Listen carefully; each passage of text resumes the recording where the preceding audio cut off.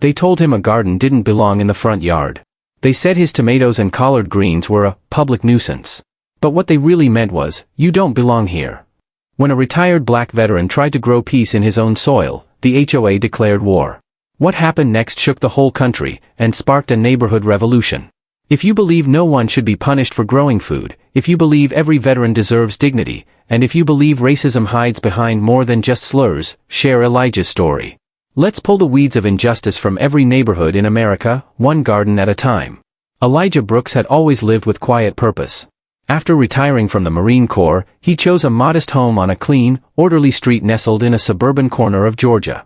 The neighborhood was governed by the HOA, a group of clipboard-wielding individuals who took pride in fresh mulch, matching mailboxes, and grass trimmed to precisely 2 inches.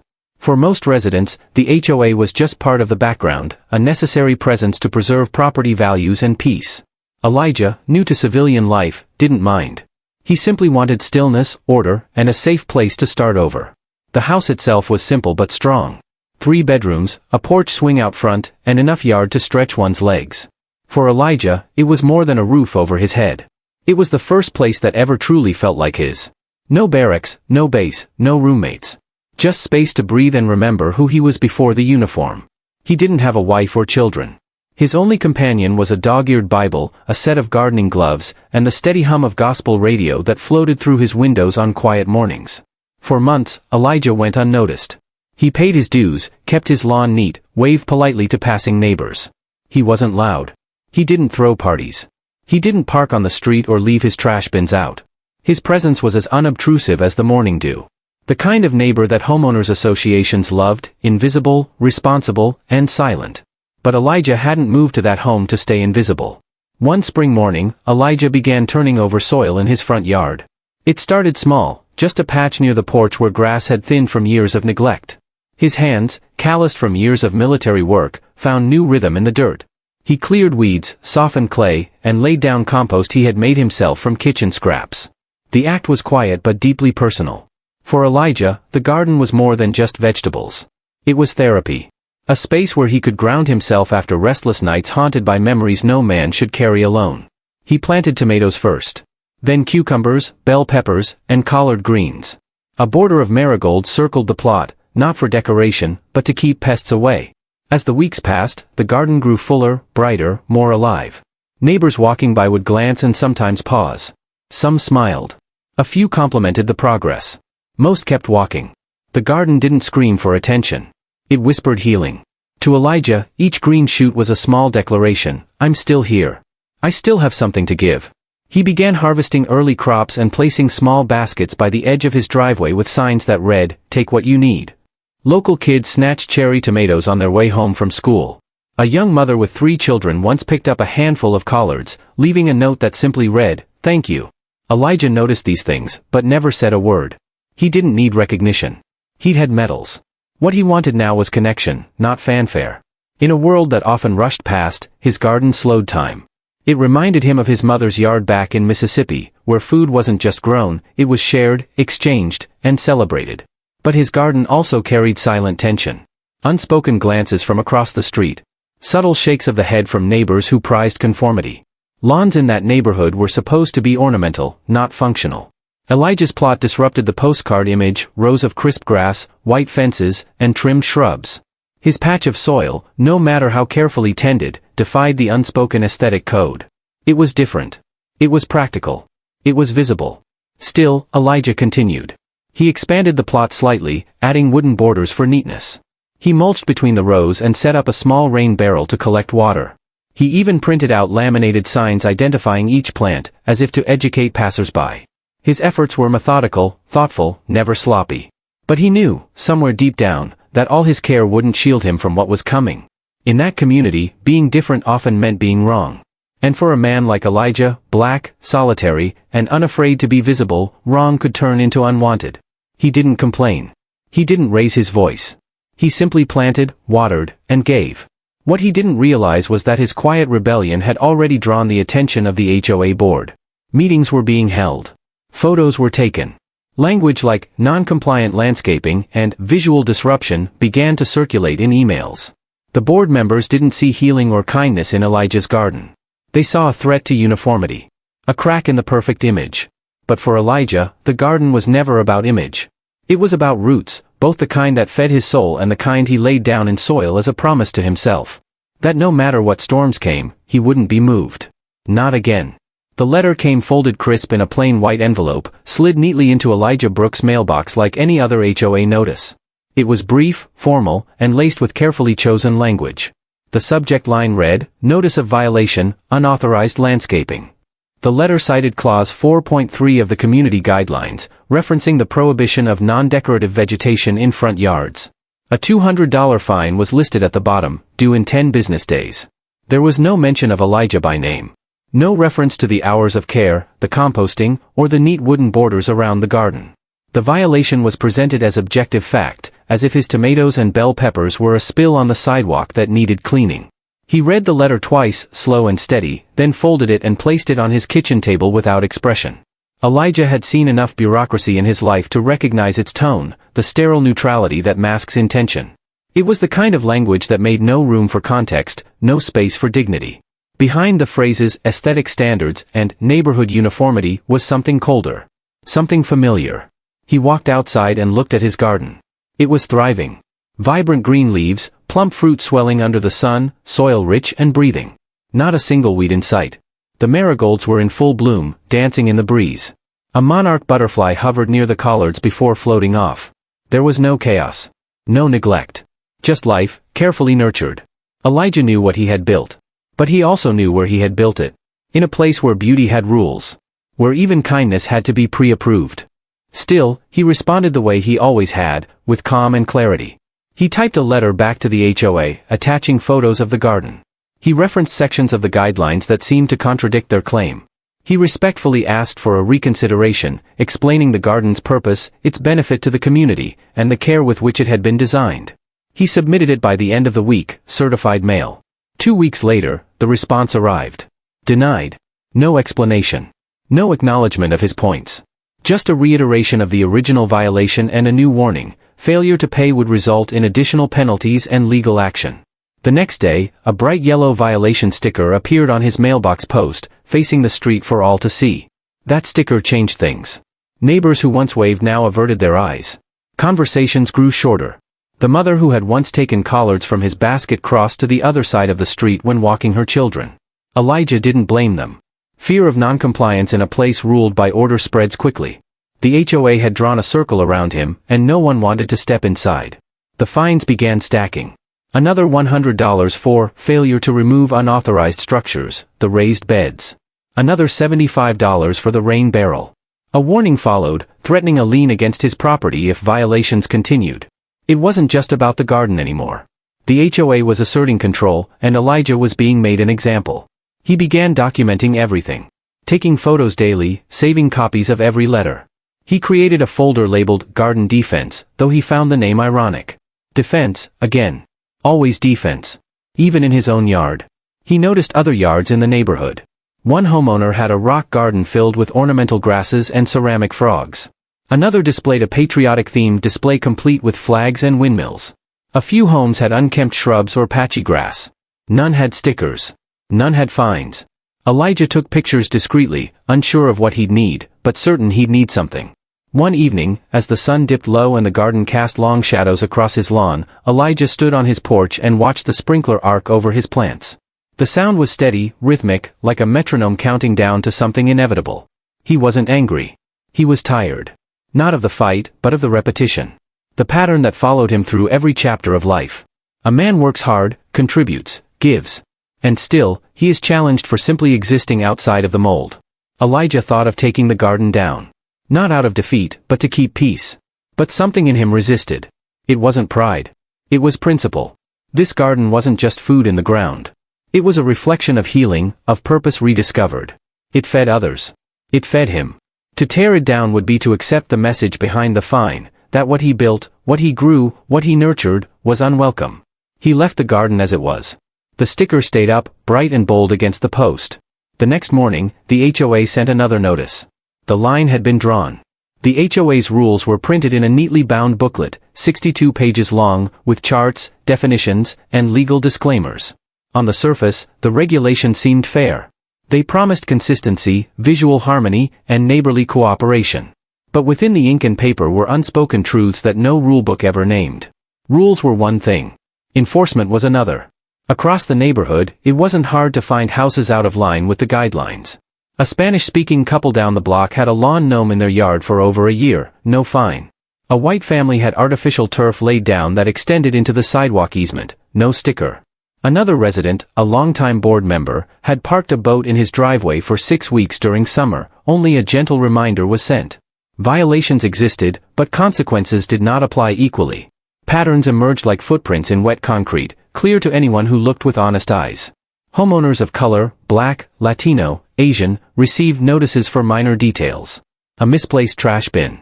A wreath hung out of season. A flower pot on the railing. White neighbors with similar or worse infractions passed unnoticed. No warnings, no letters, no threats. Elijah Brooks' garden was not the first test of the HOA's boundaries, but it was the most visible. A front yard filled with vegetables instead of petunias. Raised beds instead of decorative rocks. Practical beauty instead of ornamental sameness. And at the center of it all, a quiet black man who did not ask for permission before planting.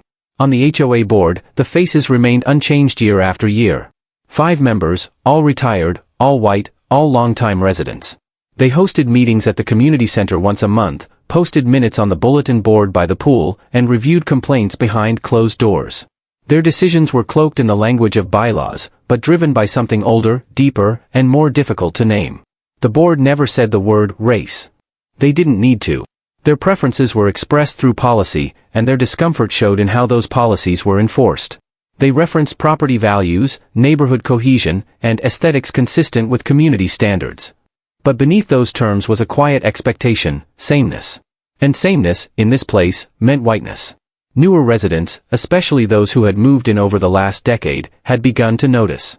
A black couple who relocated from Atlanta received a violation for a bench on their front porch. A Vietnamese family was fined for having a small Buddha statue in their flower bed. A Latino man was cited for installing solar lights without prior approval, even though 3 other homes had done the same without consequence. Many didn't speak up. Some feared retaliation.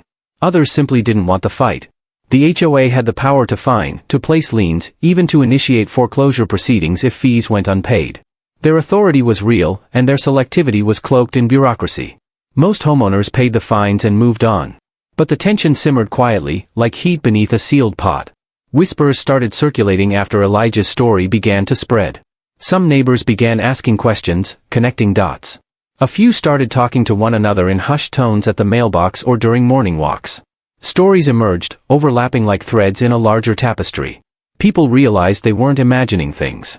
They weren't alone. A young paralegal who lived on the next street began collecting data. She compared violation notices issued over the last 3 years, records available through the HOA's own filings. The numbers were unmistakable. Homeowners of color made up less than 20% of the neighborhood, but received over 60% of the citations. When she presented her findings to a local legal aid group, they took immediate interest. The issue was no longer about vegetables in a garden.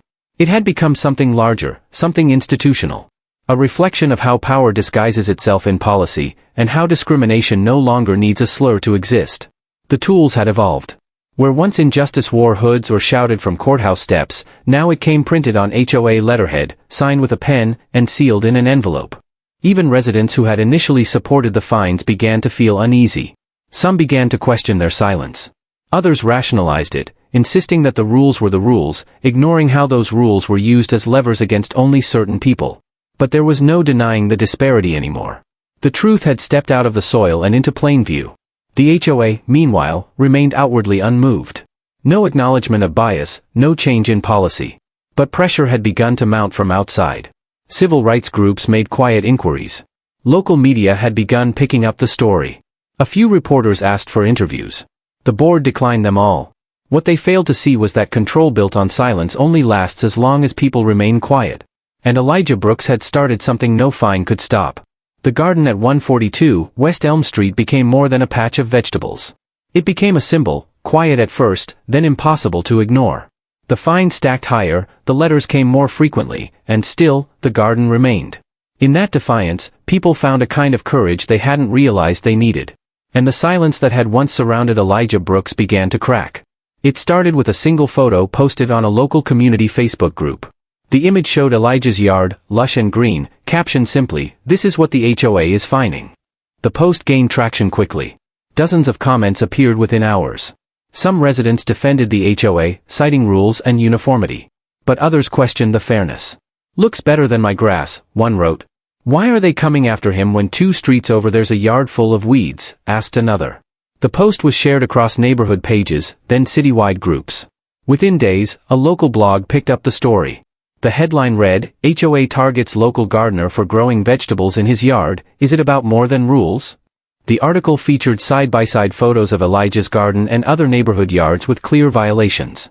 The contrast was stark. The tone was cautious but probing. It posed questions the HOA had worked hard to avoid. Reporters began reaching out. Most were turned away at the door, but a few neighbors agreed to speak off the record. They shared stories of similar treatment, subtle, coded, but consistent. Each interview added weight to a growing narrative. This wasn't about aesthetics. It was about power, identity, and who was allowed to belong without apology. The legal aid group that had quietly begun collecting information now had momentum.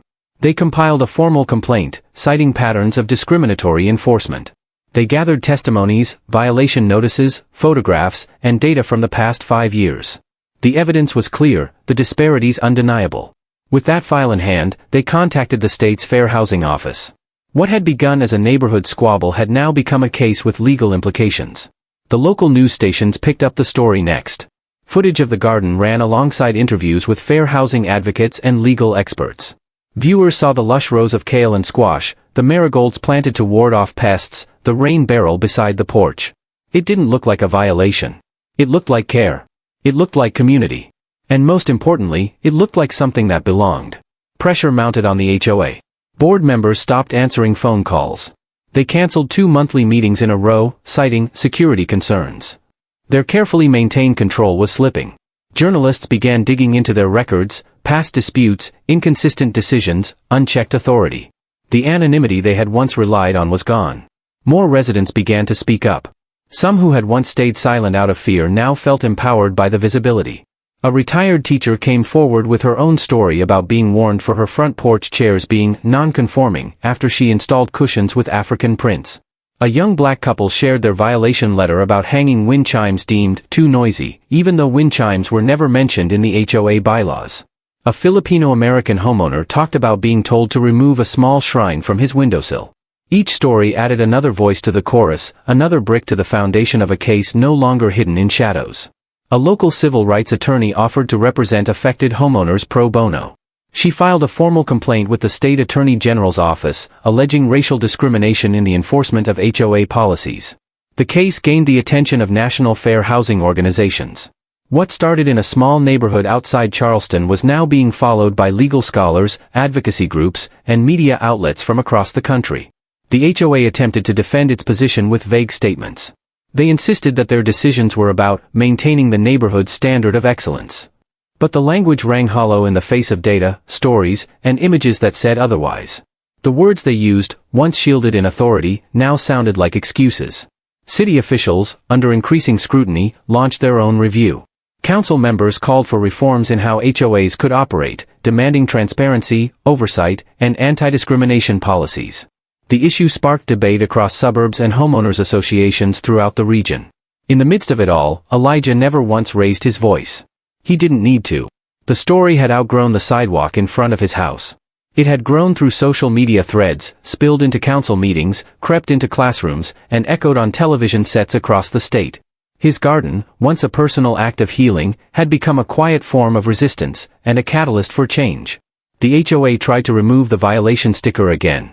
This time, someone had replaced it overnight with a new one, rooted in justice. Below it, someone had added, "We see you, Elijah." The storm that began in one man's yard had now reached every corner of the neighborhood.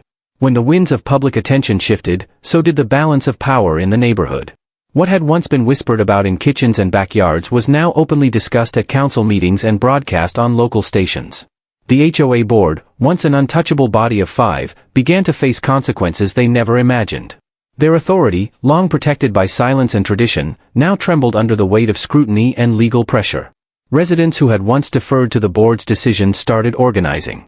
New voices emerged, calling for transparency, fairness, and the rewriting of the very rules that had been used to divide them. Petitions were drafted. Candidates were nominated to challenge long-seated board members. For the first time in decades, a real election was on the horizon, one not decided by habit, but by purpose. The bylaws, once treated as sacred text, were now being re-examined with fresh eyes. Homeowners read them not as rules to obey blindly but as tools that could be challenged, revised, and reshaped. Legal experts offered community workshops explaining rights under the Fair Housing Act. Conversations bloomed about what it meant to create a truly inclusive neighborhood, not just on paper, but in practice. The garden remained untouched. No further fines arrived. The letters stopped. But that victory, while important, was no longer the center of the movement. Elijah's garden had cracked the wall, but others stepped in to widen it. A family on Birch Lane installed a mural on their garage door depicting cultural patterns from their heritage. An interracial couple on Maple Street added a poem to their front fence. A Korean-American family planted a row of traditional herbs in their front yard, marked with handmade signs to educate passers-by. What once would have triggered citations now drew praise. The cultural expression that had been suppressed for years now flourished visibly. Where once conformity was enforced as safety, diversity was now claimed as strength. The landscape of the community began to shift, not through abrupt upheaval, but through hundreds of small acts rooted in pride and presence. Media coverage continued. The story gained national attention when a major network aired a special segment on how HOAs across the country had historically reinforced racial and class divides through policy. Elijah's neighborhood became a case study in both the problem and the possibility of transformation. The camera didn't just show the garden anymore, it showed the neighbors who had found their voices, the new candidates running for the board, and the residents determined to reimagine what their community could be. Change became structural. The State Fair Housing Office issued a formal warning to the HOA, citing discriminatory patterns of enforcement and recommending oversight by an independent monitor. The City Council passed a new ordinance requiring all HOAs in the jurisdiction to publish violation records, enforcement rates, and board member demographics annually.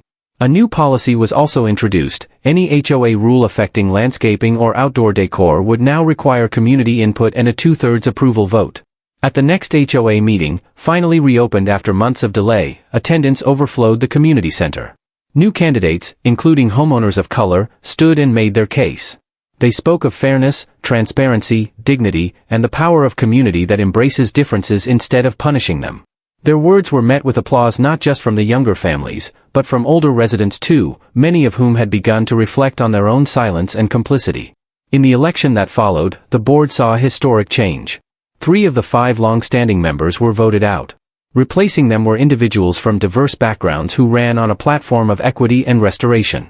Their first act, suspending all active violation notices pending independent review. Their second, forming a community committee to revise the HOA's policies, with an open-door policy and rotating leadership. Children in the neighborhood began to draw pictures of the garden. Some teachers used the story in lessons about fairness and standing up for what's right. A local librarian created a display of books on civil rights, community building, and food justice. What began as resistance had blossomed into education, action, and hope. And through it all, neighbors who had once walked past each other without a word now paused to talk, to share, to ask questions. A culture of quiet avoidance gave way to a culture of intentional presence. The sidewalks bore more than feet, they now carried trust, conversation, and accountability. Seeds had been planted, in the soil, yes, but more importantly, in the hearts and minds of a neighborhood that was learning how to grow differently. Where there had once been rigid sameness, now bloomed difference. Where there had been quiet fear, now stood collective courage. And though there was still work to be done, one thing was certain, the change was real, and it had roots that would not be pulled up easily. Justice did not arrive all at once. It did not come with a single verdict, a viral post, or a court ruling wrapped in triumph. Instead, it unfolded in pieces, slow, deliberate, and often invisible to those not paying attention. But it came, in ways that mattered deeply. It looked like overdue apologies, quiet and sometimes clumsy, spoken between neighbors who had once pretended not to see one another. It looked like an elderly resident dropping off fresh compost for the community garden that had now expanded into a shared plot on the edge of the neighborhood. It looked like children learning to say each other's names correctly, playing under the shade of trees once surrounded by suspicion. The revised HOA bylaws reflected a new philosophy. Restrictions were rewritten not to erase individuality, but to promote safety and mutual respect. Language that had once subtly reinforced exclusion, phrases like preserving neighborhood character and visual harmony, was replaced with wording that emphasized inclusion, accessibility, and cultural dignity. A new clause ensured that residents could not be penalized for traditional cultural practices, as long as they posed no harm. Another protected sustainable landscaping, including vegetable gardens and native plants. What justice looked like was measurable, too. In the following year, violation notices dropped by nearly 70%. Fines that had once targeted particular homes vanished under the scrutiny of fair review. Board meetings were live-streamed, minutes posted publicly, and every policy vote required broad input from the community. Decisions were made in the open, shaped by voices that had previously been ignored. Justice also looked like healing. Not just from the policies, but from the quiet wounds inflicted by years of subtle exclusion. For many, it meant unpacking generational fears, the feeling of being watched, judged, unwelcome. It meant acknowledging the harm that even polite communities could inflict when silence was used as a weapon. For others, it meant letting go of assumptions, listening with humility, and recognizing how systems they had trusted were built to serve some more than others. Schools in the area took note. Curricula were adjusted to include lessons on housing discrimination and the legacy of redlining. Teachers invited parents and community leaders to speak about equity and civic responsibility. Classrooms became spaces where conversations once deemed too adult were now necessary and possible. Students saw in their own neighborhood an example of how change begins and how it continues. Universities reached out to study the transformation, recognizing it as a rare case of grassroots accountability within an HOA, a model, perhaps, for others. Civil rights groups published reports, documenting the journey as both warning and hope. And other neighborhoods, both near and far, began to ask themselves uncomfortable questions. Who do we keep out, and why? What stories have we been ignoring? What does our silence protect? But perhaps most telling of all was the way people began to see one another. Not just as homeowners or residents, but as individuals with histories, struggles, and dreams. Conversations once limited to greetings at mailboxes turned into shared meals, book clubs, and garden days. A culture of isolation, long dressed up as civility, gave way to a culture of mutual investment. Justice looked like people standing up, not just once, but again and again. It looked like neighbors defending each other's right to exist fully and visibly. It looked like the child who now walked to school without fear that his yard would be labeled unacceptable. Like the elder who sat on her porch in a rocking chair she was once told didn't match the standard. Like the couple who painted a mural that told their family's immigration story, no longer afraid of receiving a citation. And justice looked like resilience. Not just surviving scrutiny or fines, but reshaping the narrative of what a neighborhood could be. It meant no longer shrinking to fit into a version of belonging that was never meant to include everyone. It meant reclaiming space with dignity, and doing so without asking for permission. For those who had once wielded unchecked power through rules and notices, justice meant reckoning. It meant learning that leadership does not equal dominion. That silence is not the same as peace. That tradition is not a justification for harm. Some stepped down quietly. Others stayed, but changed. A few resisted, but found themselves surrounded by a community no longer willing to look away. Justice did not erase the past. It did not undo the months of stress, the fines, the humiliations. But it offered something else: recognition, reform, and the promise that the future could be different because people chose to make it so. The garden, still blooming season after season, became more than a symbol. It was a memory, a warning, and a commitment all at once. A place where something small had grown powerful. Where roots had found their way through concrete. Where people, too long divided by invisible lines, found each other again. And in that, justice was not a destination, but a practice. Ongoing, imperfect, and necessary. In a world where silence often protects the powerful, one small garden became a symbol of resistance, and a blueprint for justice. What started as a simple fine grew into a fire that changed an entire neighborhood. Not because they had to, but because the people chose to stand up, speak out, and plant something better. If this story moved you, don't let it end here. Share it. Talk about it. And ask yourself, what kind of neighborhood do you want to live in? Tell us in the comments, what does justice look like where you live? Like this video, share it with others, and subscribe for more real-life stories that challenge, inspire, and empower. Because change doesn't start in courtrooms. It starts right next door.